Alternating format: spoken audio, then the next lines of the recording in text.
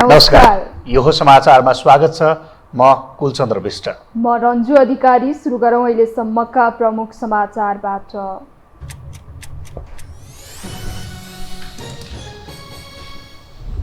संसदमा बजेटमाथि पहिलो पटक मतदान। पक्षमा 147 र विपक्षमा 108 सांसद उभिए। बजेट बहुमतले पारित। सरकारप्रतिको विश्वास घटेर 51% झरेको ओलीको टिप्पणी। थप हिम्मत बढाउँदै प्रधानमन्त्री प्रचण्ड। दुई ठूला भ्रष्टाचारको फाइल पल्टाएसँगै एमाले र काङ्ग्रेस सहितका नेताहरूको मुख बन्द। प्रतिपक्षी सांसदलाई सदनमै मुखभरिको जवाब। बालुवाटार जग्गा प्रकरणको अनुसन्धान सुरु। पक्राउ परेका 4 जनालाई 7 दिन हिरासतमा राख्न अनुमति। नयाँ मुलुकी ऐन जारी हुनुअघिकै अवस्थाको कानुन अनुसार मुद्दा दायरको तयारी। सहकारी सञ्चालकको बदमासीले बचतकर्ताको करोडौं रुपियाँ डुब्दै न्याय माग्दै प्रहरीमा उजुरी दिनेहरू बढे। सञ्चालकलाई राज्यबाटै संरक्षण। सदनमा पनि पीडितको पक्षमा आवाज सुनिएन।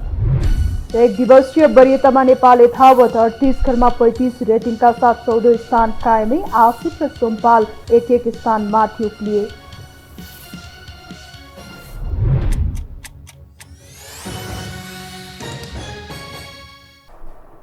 अब समाचार विस्तारमा। प्रतिनिधि सभाको बहुमतले आगामी आर्थिक वर्ष 2080-81 को बजेट पारित भएको छ। 255 उपस्थित प्रतिनिधि सभामा बजेटको पक्षमा 47 सांसदले पक्षमा र 108 सांसदले विपक्षमा मत हाले। प्रमुख प्रतिपक्षी दल एमाले मत विभाजन मागेपछि बजेट पारितका लागि मतदान भएको थियो। एमाले सहित राष्ट्रिय स्वतन्त्र पार्टी, राष्ट्रिय प्रजातन्त्र पार्टी र जनमत पार्टीले बजेटको विपक्षमा मत हालेका हुन्। एक रिपोर्ट। सरकारले सार्वजनिक गरेको आगामी आर्थिक वर्षको बजेट प्रतिनिधि सभाको बहुमतले पारित भएको छ। प्रतिपक्षी दलहरूले विपक्षमा भोट हाले पनि 255 उपस्थित बैठकमा 147 सांसदले पक्षमा भोट हालेपछि बजेट बहुमतले पारित भएको हो। विनियोजन विधेयक 2080 लाई पारित गरियोस् भन्ने प्रस्तावको पक्षमा 147 मत परेको र उक्त संख्या प्रतिनिधि सभाको बहुमत भएकोले विनियोजन विधेयक 2080 लाई पारित गरियोस् भन्ने प्रस्ताव बहुमतले पारित भएको घोषणा गर्दछु।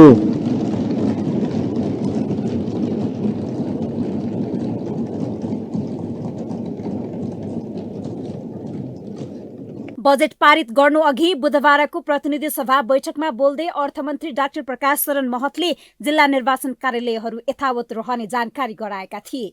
आर्थिक वर्ष 2080-81 को बजेट वक्तव्यको अनुसूची 16 को खण्ड क को क्रम संख्या 10 मा रहेको प्रावधान हटाएर हाल कायम रहेको जिल्ला निर्वाचन कार्यालय सम्बन्धी व्यवस्थालाई नै यथावत राखिने उनले जानकारी गराएका हुन्। यसअघि यही विषयमा सांसदहरूले असन्तुष्टि जनाएका थिए। निर्वाचन कार्यालय खारेजीबाट पछि हटेर सरकारले बजेट पारित गराएको हो। मैले मिति 2080 जेष्ठ 15 गते प्रस्तुत भएको आर्थिक वर्ष 2080-81 को बजेट वक्तव्यको अनुसूची 16 को खण्ड क को क्रम संख्या 10 मा रहेको प्रावधानको सट्टा त्यसलाई हटाई हाल कायम रहेको जिल्ला निर्वाचन कार्यालय सम्बन्धी व्यवस्था जुन अहिलेसम्म रहिआएको छ यथावत नै रहेको बेहोरा नेपाल सरकारको तर्फबाट सम्मानित सदन एवं सम्मान्य सभामुख ज्यूलाई जानकारी गराउन चाहन्छु। प्रतिनिधि सभा बैठकमा पहिलो पटक मत विभाजन प्रक्रियाबाट बजेट पारित गरिएको हो। बजेटका विषयमा 2047 मा बहुदलीय व्यवस्था पुनर्स्थापनापछि यसरी मत विभाजन गरिएको पहिलो अभ्यास हो। यसअघिका वर्षहरूमा ध्वनि मतका आधारमा बजेट पारित हुने गरेका थिए। बुधबारको बैठकमा सभामुख देवराज घिमिरेले ध्वनि मतले बजेट पारित गर्न खोज्दा एमालेका सचेतक महेश बर्तौलाले मत विभाजनको माग गरेका थिए। यो घोषणाप्रति असहमति जाहेर गर्दै हाम्रो प्रतिनिधि सभाको नियमावली बमोजिम नियमावलीको नियम 29 बमोजिम मत विभाजनको माग गर्दछु। धन्यवाद।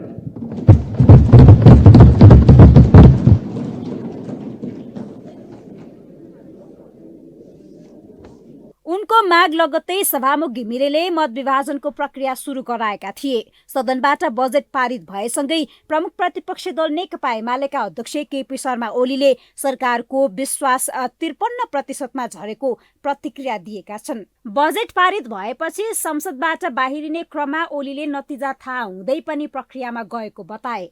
बजेट पारित हुन्छ भन्ने आफूहरूलाई यसअघि नै थाहा भएको भन्दै उनले सरकारप्रति 79.99% को विश्वास 53% झरेको बताए।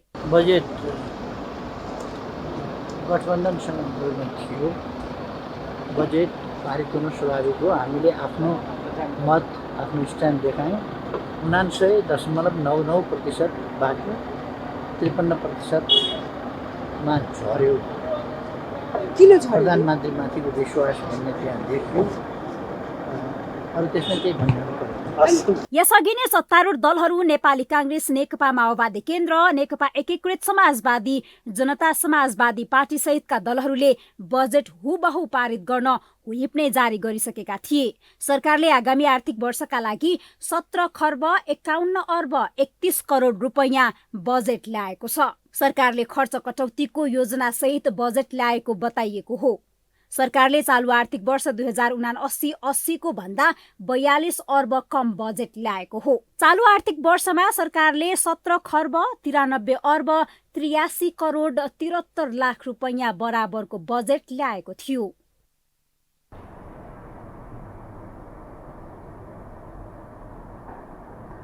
कमजोर धरातलमा देशको नेतृत्वमा पुगेका पुष्पकमल दाहाल प्रचण्ड पछिल्लो समय डह्रो बन्दै गएका छन्। दुईतिर दुई ठूला दललाई सन्तुलनमा राख्दै राजनीति गर्न माहिर उनले नयाँ भन्नेका आवाज बन्द गरिदिएका छन् भने सत्ता संस्थाको रणनीतिमा पनि सफल देखिएका छन्, जसमा पछिल्ला ठूला प्रकरण उनका लागि अस्त्र बन्दा 5 वर्ष सत्ता नेतृत्वको सुनिश्चिततामा लागेका हुन्। एक रिपोर्ट। कसै गरे देशको नेतृत्व गर्ने र आफ्नो तथा पार्टीको घट्दो साख उठाउने रणनीति सहित प्रधानमन्त्री बनेका पुष्पकमल दाहाल प्रचण्ड आफ्नो लक्ष्यमा सफल देखिएका छन्। संसदमा तेस्रो शक्ति भए पनि नेतृत्वकै लागि 2 महिनामा 2वटा समीकरण नै परिवर्तन गरेका उनी दुवैतर्फबाट स्वार्थको साथ मात्र पाएका थिए।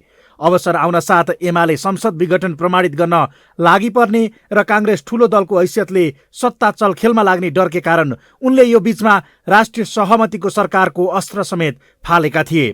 तर त्यसैले एमाले सत्ता बाहिर र कांग्रेसको ढोक्सामा माछा परेपछि प्रधानमन्त्री बाहेक सबै गुमाएका प्रचण्डले नेतृत्वमा समेत आलो पालो गर्न बाध्य बने।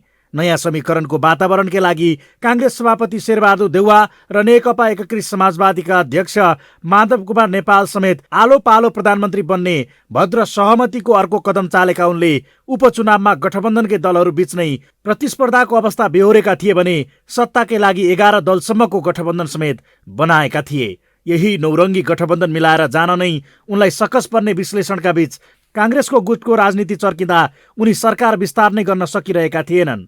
एकातर्फ स्वतन्त्र पार्टीले समर्थन सहित सरकार छाडेको र एमालेले वैकल्पिक समीकरणको प्रयास थालेको दोहोरो दबावमा प्रचण्ड थिए। त्यस्तै उपनिर्वाचनमा उम्मेदवारी नै दिन नपाई मतदातामा मात्र सीमित बनेको माओवादीमाथि कांग्रेसको पेलान बढ्दै थियो भने द्वन्द्वकालीन मुद्दा अदालतमा पुगे पनि एक हुने तर्खरमा पुगेको पूर्व माओवादी घटकबीच पुनः दरार बढेको रनहामा समेत प्रचण्ड थिए। अर्कातर्फ एकीकृत समाजवादीले बढाउँदै लगेको असन्तुष्टि र पार्टीभित्रै भिन्न मतले समेत चौतर्फी दबावमा परेका उनी संसदमा समेत रक्षात्मक स्थितिको सामना गर्न बाध्य बने। तर यही बीचमा नक्कली शरणार्थी फाइल खोलेपछि कांग्रेस र एमालेको एकपछि अर्का भिआइपी तानिए, जसले एमालेले अड्काएको प्रधान न्यायाधीश नियुक्तिको प्रक्रिया, संसदीय समिति गठनको समेत प्रक्रिया अघि बढ्यो भने प्रचण्ड सत्ता सहजतातर्फ अघि बढे। उनको यो हौसला अहिले यति बढेको छ कि ललिता निवास प्रकरणको फाइल खुल्नुलाई समेत प्रधानमन्त्री निवास निल्न खोज्नेहरू पक्राउ पर्न थालेको संज्ञा दिएका छन्। उच्च पदस्थहरू र देशको एउटा वर्ग कानून भन्दा माथि छ भन्ने निराशावादी मान्यता गलत प्रमाणित हुँदै गएको छ। यो काण्डको सफल अनुसन्धानसँगै अब लोकतन्त्रको सर्भिसिङ र शुद्धिकरण पनि सुरु भएको छ। संसद र आम जनसमुदायलाई म यही रोस्टमबाट विश्वास दिलाउन चाहन्छु, यो शुद्धिकरण यतिमा रोकिने छैन, यो निरन्तर अगाडि बढ्नेछ। हिजोबाट प्रधानमन्त्री निवास नै निल्न खोज्ने ललिता निवास काण्डका अभियुक्तहरू पक्राउ पर्न थालेका छन्।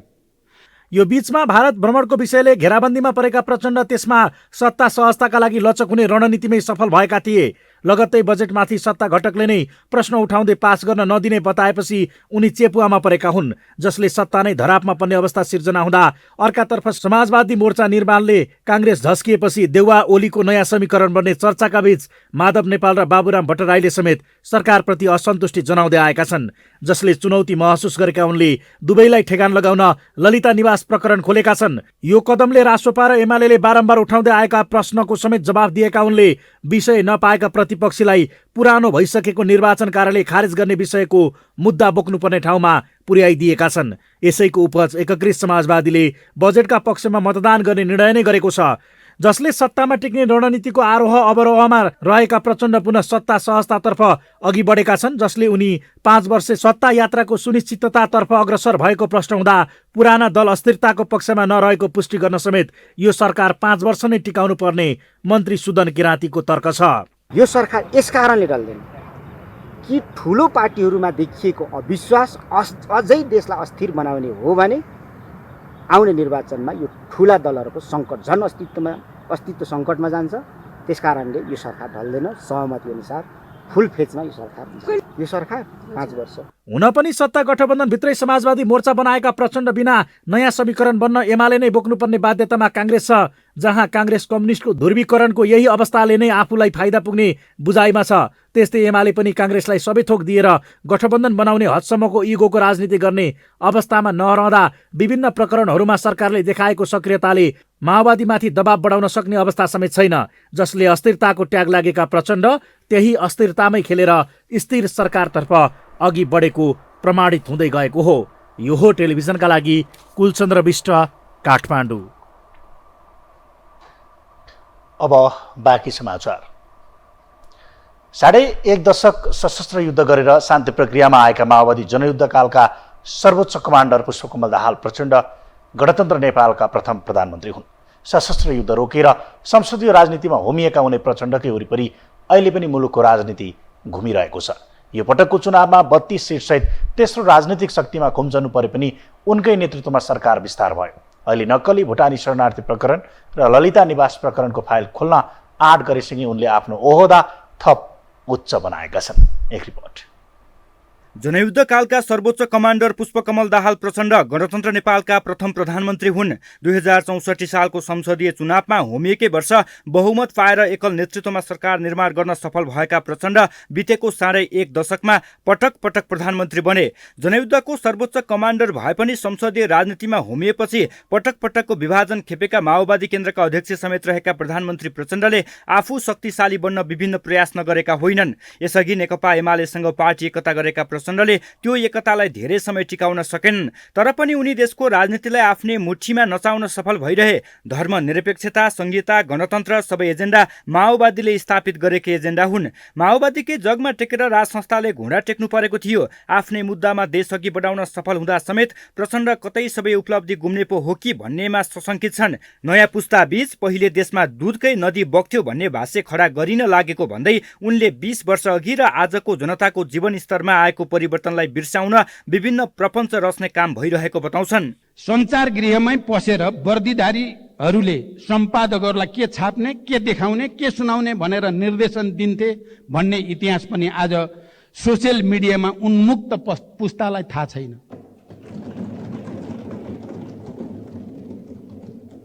आज त्यो पुस्तालाई हिजो देशमा दुधकै नदी बहन्थ्यो झैँ भन्ने भाष्य खडा गरेर लोकतन्त्रबाट दिग्भ्रमित पार्ने अधिकार हामी कसैलाई पनि छैन।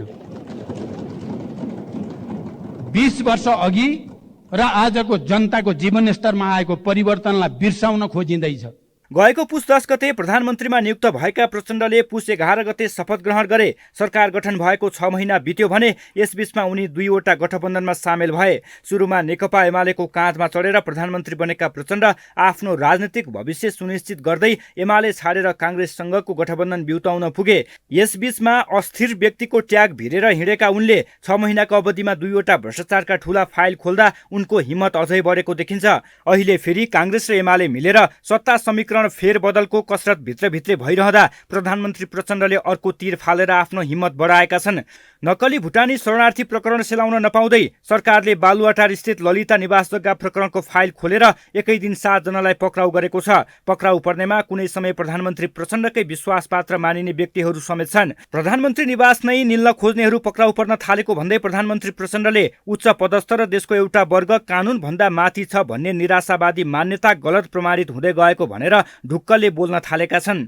वर्षौंदेखि विकृतिको डुङ्गुर सफा गर्ने सुशासनको यो लडाईँमा मलाई सदन र जनताको अझ धेरै समर्थनको आवश्यकता रहेको मैले महसुस गरेको छु र यो लडाईँमा मलाई सदनको पनि र आम जनताको पनि अझ ठुलो हौसला र सहयोग प्राप्त हुने विश्वास पनि म व्यक्त गर्न चाहन्छु।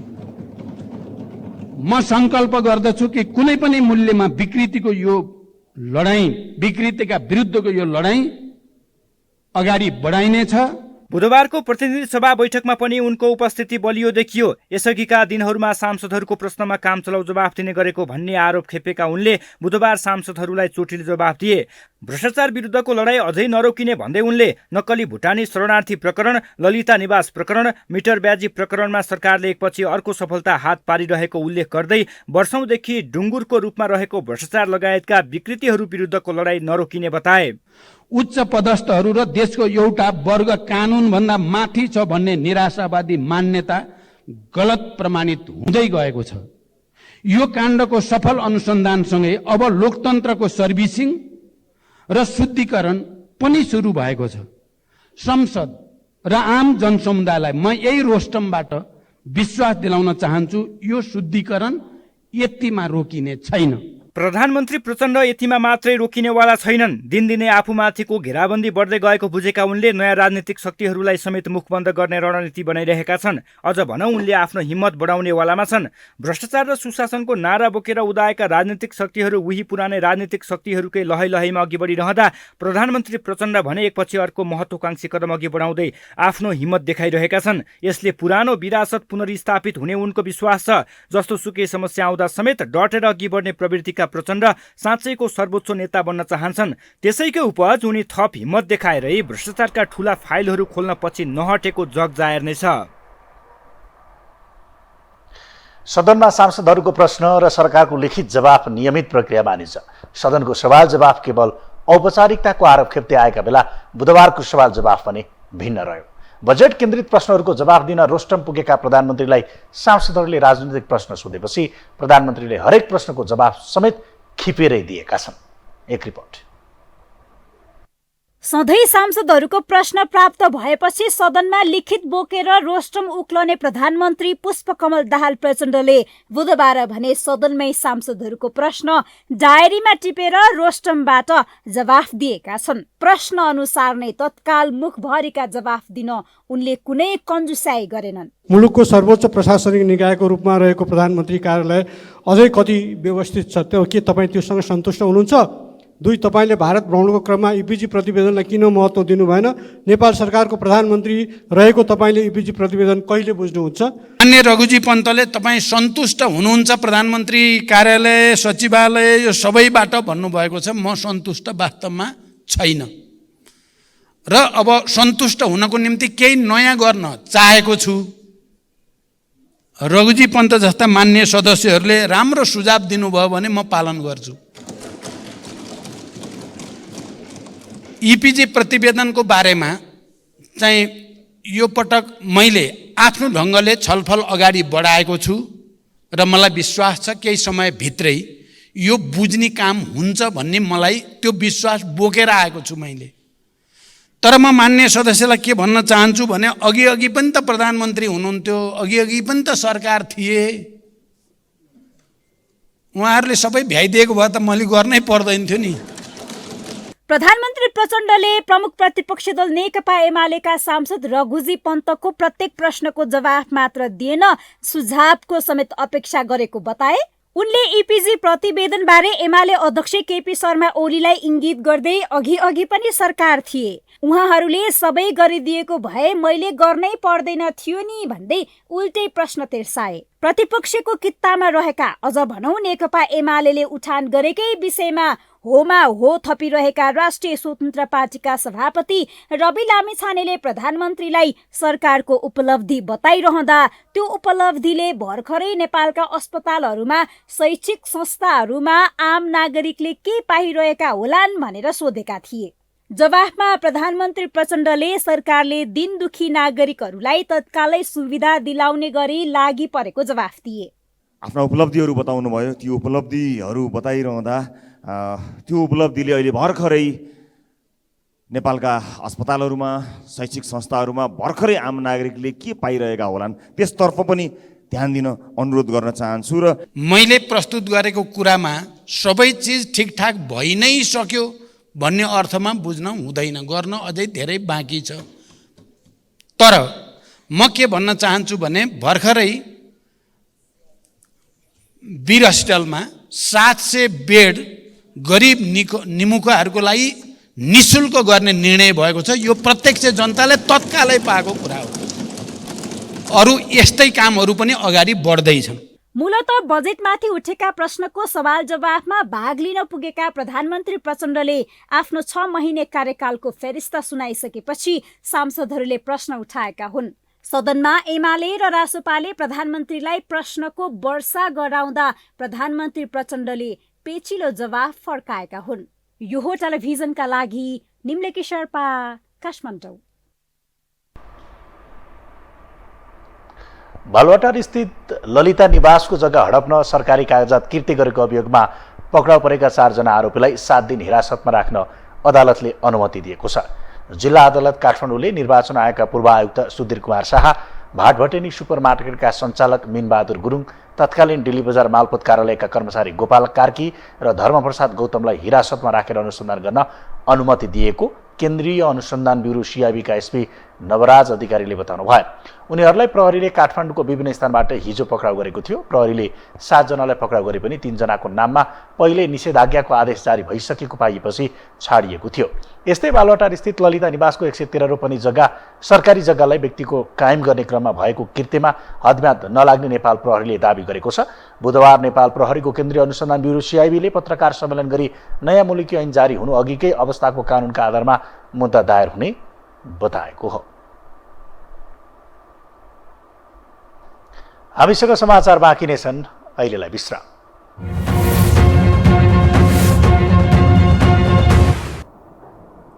विश्रामपछि स्वागत छ। अब बाँकी समाचार। राजसभा सभापति रवि लामिछानेको सांसद पद खारेज गर्न माग गर्दै डायरेक्ट सर्वोच्च अदालतले खारेज गरेको छ। लामिछानेले अनधिकृत नागरिकता त्यागेको निस्ता पेश नगरी नेपाली नागरिकताको प्रतिलिपि दिनु गैरकानुनी भएको जिकिरसहित अधिवक्ता युवराज सफलले सर्वोच्चमा अन्तरिम आदेशको माग गरेका थिए। प्रधान न्यायाधीश हरिकृष्ण कार्की र न्यायाधीशहरू विशम्बर प्रसाद श्रेष्ठ, आनन्द मोहन भट्टराई, प्रकाशमान सिंह राउत, सपना प्रधान मल्ल रहेको संवैधानिक इजलासले रिट खारेज गरेको हो। सर्वोच्च अदालतले समलिङ्गी विवाह दर्ता गर्न सरकारका नाममा अन्तरिम आदेश दिएको छ।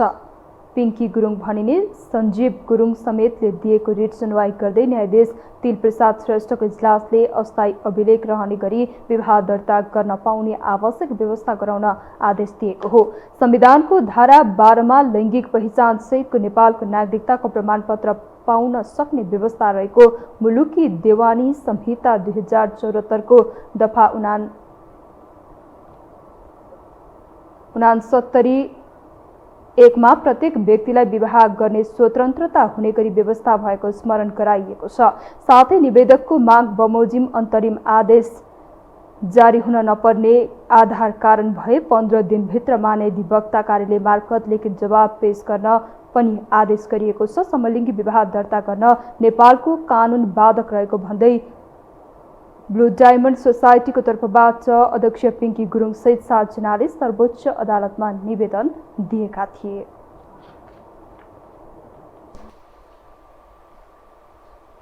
अब बाँकी समाचार।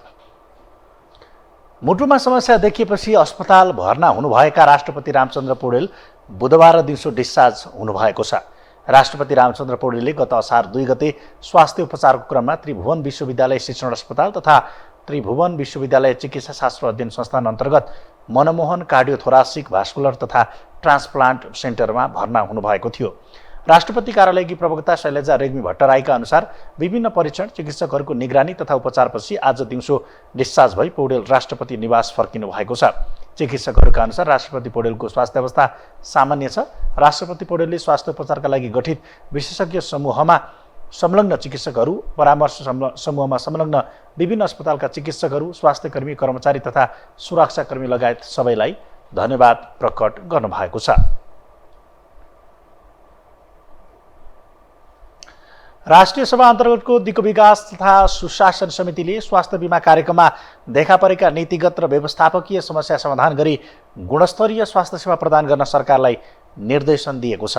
बुधबार सिंहदरबारमा बसेको समितिको बैठकले यस्तो निर्देशन दिएको हो। बैठकपछि समितिका सभापति प्रकाश पन्तले स्वास्थ्य बीमा कार्यक्रममा देखा परेका नीतिगत व्यवस्थापकीय समस्या समाधान गरी गुणस्तरीय स्वास्थ्य सेवा, औषधि आपूर्ति तथा उपचार प्रक्रिया सरल बनाई दक्ष जनशक्तिको व्यवस्था गरी सबै स्थानीय तहहरूमा पहुँच विस्तार गर्न सरकारलाई निर्देशन दिनुभयो। समितिले सुर्तीजन्य पदार्थमा लगाउने कर वृद्धि गरी त्यसबाट सङ्कलित रकम स्वास्थ्य उपचार जनस्वास्थ्य सेवाका कार्यक्रममा खर्च गर्ने व्यवस्था गर्न निर्देशन दिएको छ। समितिले मानसिक स्वास्थ्य उपचारका सम्बन्धमा मनोसामाजिक परामर्शदाता, स्वास्थ्य विशेषज्ञ सेवा विस्तार गर्न, शिक्षाका पाठ्यक्रममा समावेश गर्न र विभेदजन्य शब्द र प्रावधानलाई हटाउन उपयुक्त कानुनी नीतिगत व्यवस्था गर्न पनि निर्देशन दिएको छ।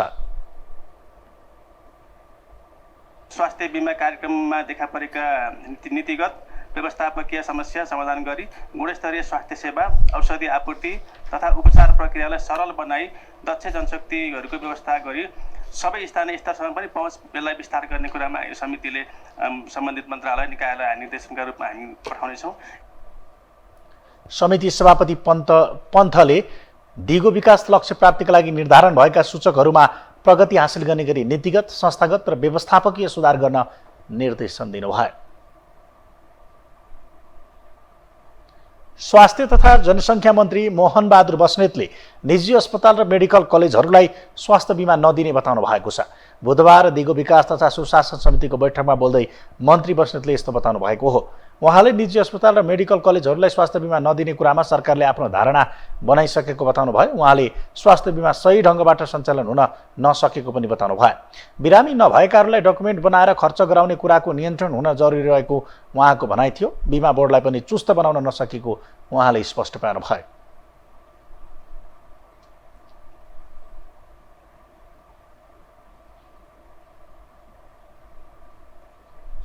हिजो मात्रै 6 अस्पताल हिजो एक दिन मात्रै हामी निरीक्षण गरायौँ। त्यो स्वास्थ्य बीमा चाहिँ गरिदिनु पर्यो। स्वास्थ्य बीमा त्यहाँ भएपछि बिरामीको चाप चाहिँ सुत्तै बढी पनि हाल्ने, त्यो फाइदा पनि हस्पिटललाई छ। तर हस्पिटलले दिने सुविधामा चाहिँ के भयो त जनतालाई अप्ठ्यारो हुने। यहाँ एका थरी चाहिँ के हुँदो रहेछ भने प्रेस्क्रिप्सन आवश्यकताभन्दा बढी बनाइदिने। अब जति पाउने सुविधा हो त्यति सुविधा दिलाइदिने, नभएको बिरामीलाई नै बिरामी बनाएर डकुमेन्ट मिलाएर त्यहाँ खर्च गराइदिने।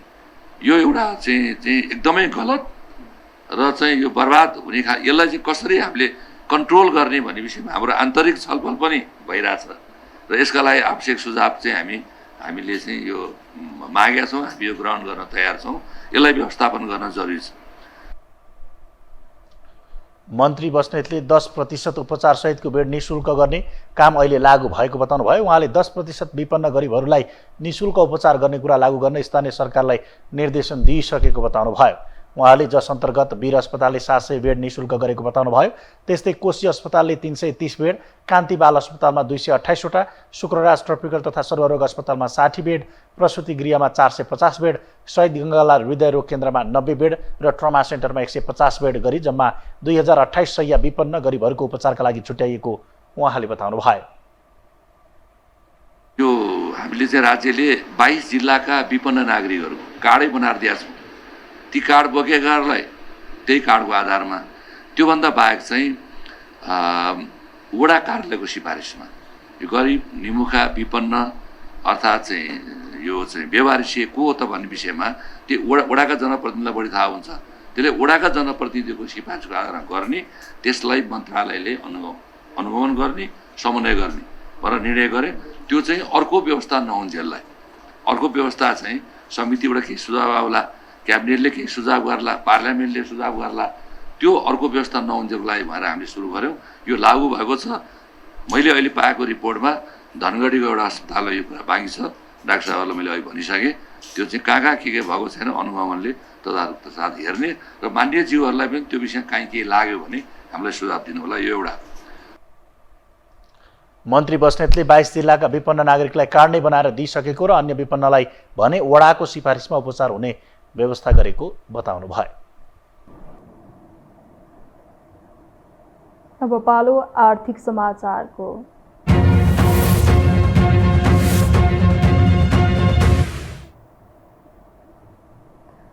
सहकारी माथिको विश्वसनीयता थप गुम्दै जाँदा सञ्चालकहरूले समेत बचतकर्ताको बचत फिर्ता गर्न सकिरहेका छैनन्। बचतकर्ताकै सम्पत्तिमा राईदाई गर्न पल्केका सञ्चालकहरू बचत फिर्ता नगरी फरार हुने क्रम बढ्दो छ। आम सर्वसाधारणले खाई नखाई गरेर जम्मा गरेको रकम लिएर भाग्नेहरू क्रमशः प्रहरीको फन्दामा पर्न थालेका छन्। एक रिपोर्ट। कुनै समयमा गाउँ गाउँमा सहकारी, घर घरमा भकारी भन्ने नारा खुबै घन्कियो। अर्थतन्त्र सुधारको मेरुदण्डको रूपमा सहकारीलाई लिइयो।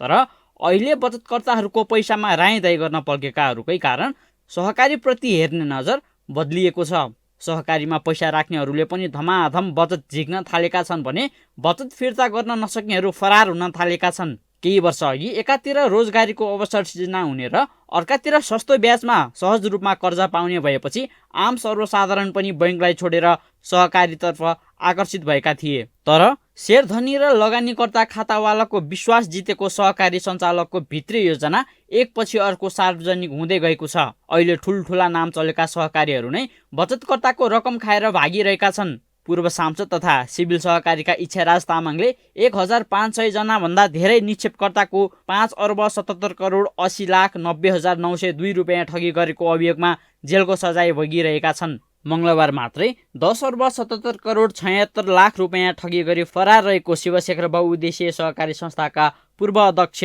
केदारनाथ शर्मा न्यौपानेलाई प्रहरीले पक्राउ गरेको छ। देशैभर 35 वटा जिल्लामा सहकारीको शाखा विस्तार गरेको शर्माले 1,68,725 निक्षेपकर्ताको रकमबाट आफ्नो र आफन्तको नाममा जग्गा, जमिन, सवारी साधन लगायत अनुत्पादक क्षेत्रमा लगानी गरेको भेटिएको छ। यसरी बचतकर्ताकै सम्पत्तिमा राईदाई गर्न पल्केकाहरू बचतकर्ताले आफ्नै सम्पत्ति माग्दा समेत सञ्चालकहरूले धम्की दिने गरेका छन्। र हामी जग्गा दिन्छौँ भन्छ, जग्गा पनि कस्तो उनीहरूको रेट छ के जग्गामा पनि उनीहरूको रेटमा हामीले जग्गा किन्न पर्ने अनि डाउन पेमेन्ट गर्न पर्ने।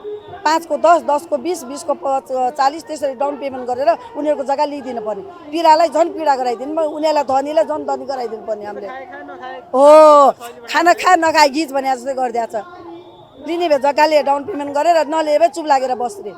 हामीले दिन्छु भनेकै छौँ, दिन्न भनेको छैन, हामी भागेर हिँडेको छैन, यहीँ छौँ, तपाईँलाई दिन्छु भनेर काम गर्न हिँडेको छ भनेर उल्टै हामीलाई त्यसरी धम्काउँछ। आफ्नै हात जगन्नाथ गर्ने सहकारी सञ्चालकबाट एकपछि अर्को बचतकर्ता प्रताडित हुँदै गएका छन्। आफ्नो दैनिक कमाइको केही हिस्सा सहकारीमा बचत गरे पनि सञ्चालकले त्यही रकमबाट घर, जग्गा, निजी गाडी र सेयरमा लगानी गर्न थालेपछि आम सर्वसाधारणले खाई नखाई गरेर जम्मा गरेको रकममा सञ्चालक रमाइरहेका छन्। आफ्नो मेहनतको कमाइमा सहकारी सञ्चालक रमाइरहँदा यता पीडितहरू पनि आफूलाई मर्न बाध्य नबनाउन भन्दै सरकारसँग हार गुहार गरिरहेका छन्। सरकारसम्म पुर्याइदिने, सरकारको कानमा पुर्याइदिनुहोस्, उनीहरूको आँखाले देखुन् हाम्रो बिजोग। हामी यसरी 9 दिनसम्म सडकमा उभिएर बस्दा सरकारले एकपल्ट आएर तपाईँहरूको समस्या के हो, हामीले अर्काको सम्पत्ति देऊ, हामीलाई काठमाडौँमा एउटा घर बनाइदेऊ भनेको माग त होइन नि। हाम्रो माग हो हाम्रो पैसा फिर्ता दिनुहोस्। हामीले ब्याजमा लिएको छ, हामीलाई रोडमा ननिकालिदिनुहोस्, हामीलाई मर्ने बाध्य नबनाउनुहोस्। हामी बाँचेर हिँड्न सक्दैनौँ यदि यो पैसा हामीले फिर्ता गरेनौँ भने। सञ्चालकको ठगी धन्दा बढ्दै जाँदा व्यक्तिहरू फसेको धन फिर्ता हुने आशमा न्याय माग्दै व्यक्तिगत समस्या लिएर प्रहरीमा पुग्ने क्रम बढ्दै गइरहेको छ। सदनमा बेला बखत सहकारीको मनमौजीको कुरा उठे पनि परिणाम आउन सकिरहेको छैन। सहकारी पीडितको न्याय मर्दै जाँदा यता अधिवक्ताहरूले पनि सरकारलाई नै प्रतिवादी बनाएर मुद्दा दर्ता गराएका छन्। सहकारीमा राजनैतिक व्यक्तिहरूको प्रवेश छ, राजनैतिक बाहुल्यता छ। उनीहरूले कुनै पनि हालतले नेपाल सरकारलाई त्यो स्टेप लिन सक्ने अवस्था, लिन सक्ने वातावरण बनाउन दिँदैनन् र त्यो स्थिति आउने भने सरकारै ढाल्ने सम्मको चाहिँ पनि अवस्था चाहिँ रहन सक्छ। त्यो हुनाले सरकार सम्झौतावादी, सम्झौता परस्त स्थितिमा जाने अवस्था अहिलेको चाहिँ छ। मेरो प्रयास भनेको के हो भने जो जिम्मेवार निकायहरू छन् उनीहरूले आफ्नो जिम्मेवारीभित्रको जिम्मेवारी कानुनसङ्गत रूपमा चाहिँ वहन गर्नुपर्छ। यदि वहन गर्न सक्दैनन् भने ती निकायहरू प्रचलित कानुनको दायराभित्र कारबाहीको भागी हुनुपर्छ। सहकारीमा बढ्दै गएको व्यतिथिलाई सरकारले देखेर पनि अनदेखा गरिरहँदा काठमाडौँ महानगरपालिकाका प्रमुख बालेन्द्र शाह बालेनले भने सहकारी संस्थालाई जिम्मेवार, इमान्दार, अनुशासित, पारदर्शी एवं सदस्य केन्द्रित भएर सञ्चालन गर्न अनुरोध गरेका छन्। महानगरपालिकाको सहकारी विभागमा सहकारीका शेयर सदस्य र सञ्चालकहरूले लिखित र मौखिक रूपमा दिएको उजुरीको चाप रहेको उल्लेख गर्दै उनले सहकारी संस्थाका शेयर धनी तथा बचतकर्ताहरूलाई वित्तीय जोखिमबाट बच्न र सहकारीलाई सङ्कटग्रस्त हुनबाट बचाउनका लागि संस्थाको यथार्थ स्थिति र कारोबारबारे जानकारी गराउन महानगरले आग्रह गरेको छ। विशेष गरी ग्रामीण अर्थतन्त्र र विपन्न नागरिकको आय स्तर उकास्ने आधारका रूपमा रहेको सहकारी पुलको काम गर्ने संस्था हो। जनताको पैसा उठाएर आफ्नो लागि लगानी गर्ने अनि बीचमा बसेर नाफा कमाउने यस्ता बिचौलियाको रणनीतिले गर्दा साँच्चीकै सहकारीकै अवधारणामा खुलेका सहकारी शिकार हुन पुगेका छन्, जसले गर्दा अहिले बजारमा बचत गर्ने काम सामसुम जस्तै भइसकेको छ। यो टेलिभिजनका लागि निरज कोइराला, काठमाडौँ। थितोपत्र बजारमा सेयर कारोबार मापक नेप्से परिसूचक आज उरालो लागेको छ। नेपाल स्टक एक्सचेन्जका अनुसार नेप्से परिसूचक 35.37 अङ्कले उरालो लागेर 2150.99 बिन्दुमा सीमित भएको छ। आजको कारोबारमा ठूला कम्पनीको सेयर कारोबार मापन गर्ने सेन्सेटिभ परिसूचक 9.76 अङ्कले उरालो लागेर 402.75 मा सीमित भएको छ। कारोबार भएका कुल 13 उपसमूहमध्ये 1 उपसमूहको मात्रै सेयर मूल्यमा वृद्धि भएको छ भने 12 उपसमूहको सेयर मूल्यमा गिरावट आएको छ। आजको कारोबारमा विभिन्न कम्पनीका कुल 1,43,42,996 क्रेता सेयर रु 5,97,82,86,481 मूल्यमा खरिद बिक्री भएका छन्। हामीसँग अन्तर्राष्ट्रिय र खेल समाचार बाँकी नै छन्। अहिलेलाई पुनः विश्राम।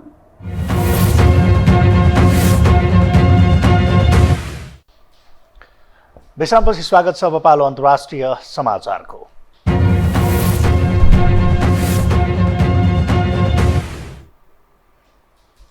म्यानमारका जनताहरू एकपछि अर्को समस्याबाट जुझ्न बाध्य भइरहेका छन्। एकातिर प्राकृतिक विपत्तिको समस्या त अर्कोतर्फ सेनाले उनीहरूलाई दिएको सुविधा कटौती भएपछि कष्टकर जनजीवन बिताउन बाध्य भएका हुन्। अन्य सहयोगी संस्थाहरूले गर्ने सहयोग समेत रोकिएपछि त्यहाँको समस्या थप झाँगिँदै गएको छ। एक रिपोर्ट। ओह्रालो लागेको मृगलाई जसले पनि लखेट्छन् भने जस्तै म्यानमारका जनताहरू पनि अहिले एकपछि अर्को समस्या भोग्न बाध्य छन्। सन् 2021 को फेब्रुअरीमा त्यहाँका सेनाको कदम र प्रकृतिले ल्याएको विपत्तिका कारण ठूलो समस्या भोगिरहेका उनीहरूलाई अहिले फेरि अर्को प्राकृतिक प्रकोपको समस्याले गिजल्न थालेको छ। 4 मेमा आएको विपत्तिका कारण धेरैजनाको ज्यान गयो भने अहिले थुप्रैको जनजीविकामा समस्या थपिएको छ।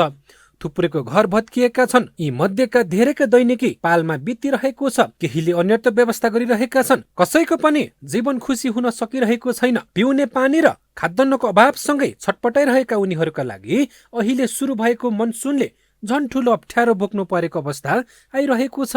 राखिने प्रान्तको राजधानी सिबिटेको अवस्था थप खराब बन्दैछ। पछिल्लो समय ठूलो हावाहुण्डरी नै मचिएपछि पालको जीवन बिताइरहेको उनीहरूको जनजीवन थप कष्टकर बनिरहेको छ।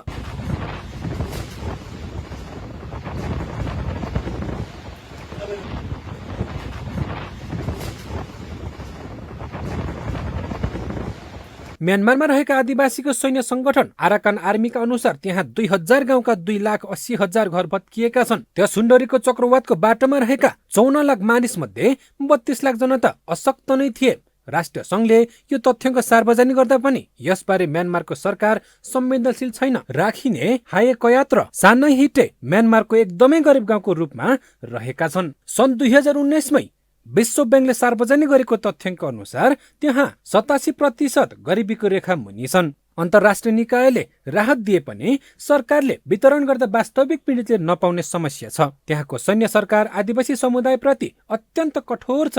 अन्तर्राष्ट्रिय निकायको अनुसार यसरी राहत वितरणमा नै रोक लगाउनुको कारण मुसलमान नभएको अनुमान छ। उनीहरूलाई थप यातना दिन रोक लगाए पनि यसले अन्य समुदाय समेत समस्यामा परेका छन्। अहिले म्यानमारको समस्या थुप्रै छ। राजधानी लगायत ठूला शहरमा प्रजातन्त्र खोसिएपछि विद्रोह जारी छ। निर्वाचित नेत्री आङ सान सुकीको सरकारलाई बर्खास्त गर्दै सेनाले सत्ता हात लिएपछि भएको आन्दोलन र विद्रोहमा बर्बर दमन नै भएको थियो। त्यसपछि म्यानमारमा मूल शहर गृहयुद्धतर्फ नै लम्किएको थियो। धेरै ग्रामीण भेगमा आदिवासी समुदायले वर्षौंदेखि पृथकतावादी मुद्दा उठाइरहेका छन्। रोहिङ्गे मुसलमानमाथिको ज्यादती पनि त्यत्तिकै छ। सेनाले सत्ता हातमा लिएपछि त्यहाँको आर्थिक अवस्था खस्किएको छ। गरिबका कारण उत्पन्न समस्या बारम्बार समाचारको रूपमा बाहिर आएका छन्। कठोर जीवन बिताइरहेका म्यानमारमा नागरिकमाथि सरकारले अर्को ज्यादती गरिरहँदा उनीहरू निराश देखिन्छन्। यो हो टेलिभिजनका लागि मिङमा शेर्पा, काठमाडौँ। अब पालो खेल समाचारको।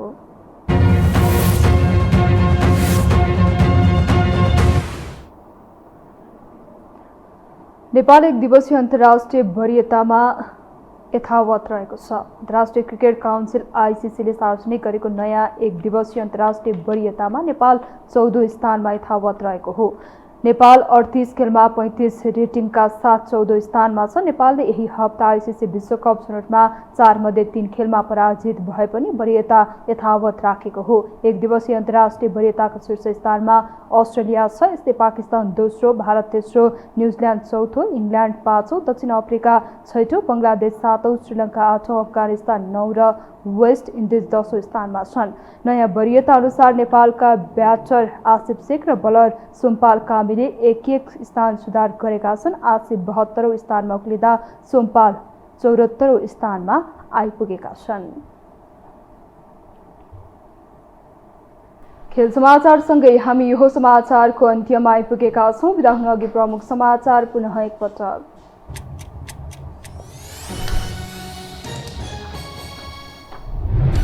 संसदमा बजेटमाथि पहिलोपटक मतदान, पक्षमा 147 र विपक्षमा 108 सांसद उभिए। बजेट बहुमतले पारित, सरकारप्रतिको विश्वास घटेर 51% झरेको ओलीको टिप्पणी। थप हिम्मत बढाउँदै प्रधानमन्त्री प्रचण्ड, 2 ठूला भ्रष्टाचारको फाइल पल्टाएसँगै एमाले र काङ्ग्रेस सहितका नेताहरूको मुख बन्द, प्रतिपक्षी सांसदलाई सदनमै मुखभरिको जवाब। बालुवाटार जग्गा प्रकरणको अनुसन्धान सुरु, पक्राउ परेका 4 जनालाई 7 दिन हिरासतमा राख्न अनुमति। नयाँ मुलुकी ऐन जारी हुनु अघिकै अवस्थाको कानुन अनुसार मुद्दा दायरको तयारी। सहकारी सञ्चालकको बदमाशीले बचतकर्ताको करोडौं रुपियाँ डुब्दै, न्याय माग्दै प्रहरीमा उजुरी दिनेहरू बढे। सञ्चालकलाई राज्यबाटै संरक्षण, सदनमा पनि पीडितको पक्षमा आवाज सुनिएन। एक दिवसीय वरियतामा नेपाल यथावत 38 खेलमा 35 रेटिङका साथ 14औं स्थान कायमै। आसिफ र सोमपाल एक स्थानमाथि उक्लिए।